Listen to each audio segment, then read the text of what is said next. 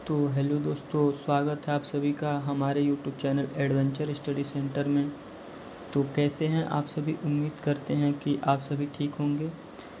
आप सभी को पता होगा कि कुछ कुछ दिनों से मैं वीडियो अपलोड नहीं कर पा रहा हूं, क्योंकि कुछ दिक्कत हो जाने की वजह से हम वीडियो अपलोड नहीं कर पा रहे थे। तो दोस्तों आज से हम स्टार्ट करने वाले हैं अपना बी फार्मा का सिलेबस। तो हम अपने पूरे सिलेबस को कंप्लीट करेंगे, जिसमें आप सभी की समस्याओं का समाधान किया जाएगा। बी फार्मा से रिलेटेड किसी भी किसी भी सब्जेक्ट में अगर आपको डाउट होता है तो कमेंट बॉक्स में कमेंट कीजिए। उम्मीद करते हैं कि आपकी समस्याओं का समाधान किया जाएगा।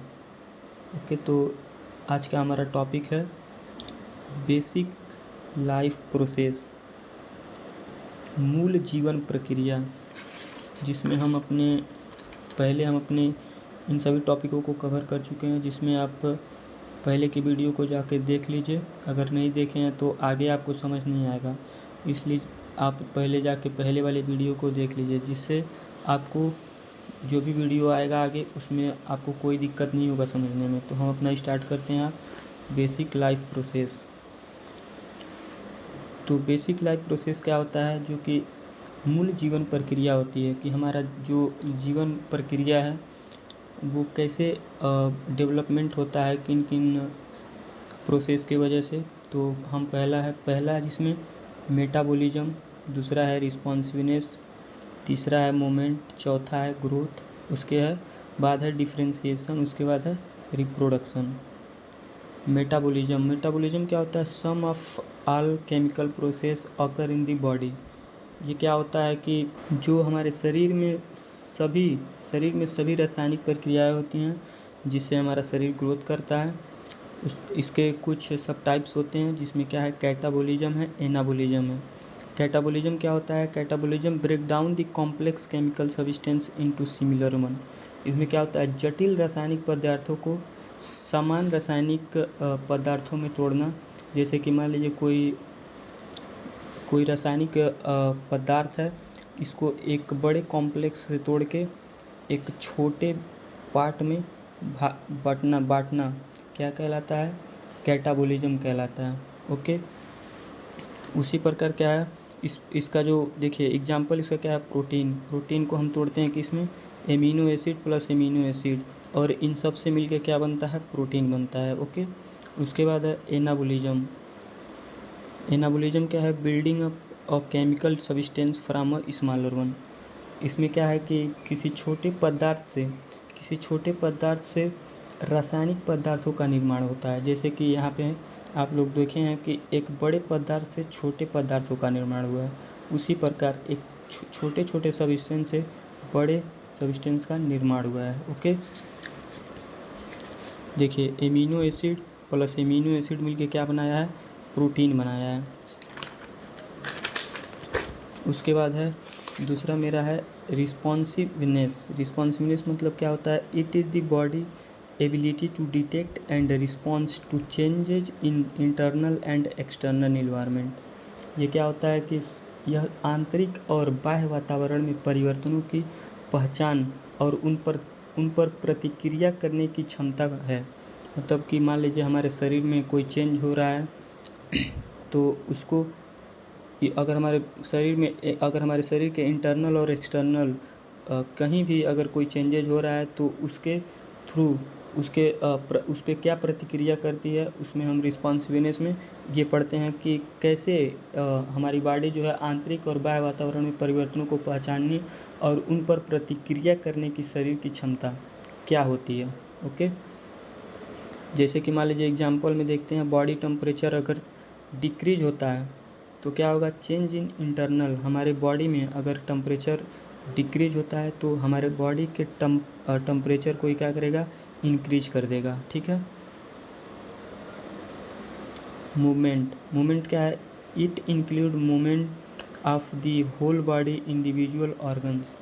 ओके, इसमें पूरे शरीर के प्रत्येक अंग आदि की गति शामिल होती है। ठीक है, कि कैसे हमारे पूरा शरीर कैसे मूवमेंट कर रहा है और उसके जो ऑर्गन्स हैं, जो अंग हैं, वो कैसे मूवमेंट कर रहे हैं, हम मूवमेंट में पढ़ेंगे। ठीक है, जिसके मूवमेंट, ये सभी हमारे बहुत इंपॉर्टेंट है। ये जो भी पार्ट हैं हमारे शरीर को ग्रोथ करने में, लाइफ प्रोसेस में बहुत ही महत्वपूर्ण होते हैं, ठीक है। वैसे में हम पढ़ेंगे growth occurs in the human body when cell increases. क्या कह रहा है, मानव शरीर में, human body, in the human body, मानव शरीर में क्या, when growth occurs in the human body, मानव शरीर में वृद्धि तब होती है जब कोशिका बढ़ती है, ठीक है। मानव शरीर में वृद्धि तभी होगा जब कोशिकाओं का डेवलपमेंट होगा, ठीक है ना। उसके बाद है इसमें हम देखेंगे एनाबोलिज्म। इसमें क्या लिखा हुआ है, anabolism must happen faster than catabolism in order for growth for take place. क्या लिखा हो, इसका मतलब क्या होगा कि वृद्धि के लिए उपचयन अपचयन की अपेक्षा अधिक तीव्र होनी चाहिए, ठीक है।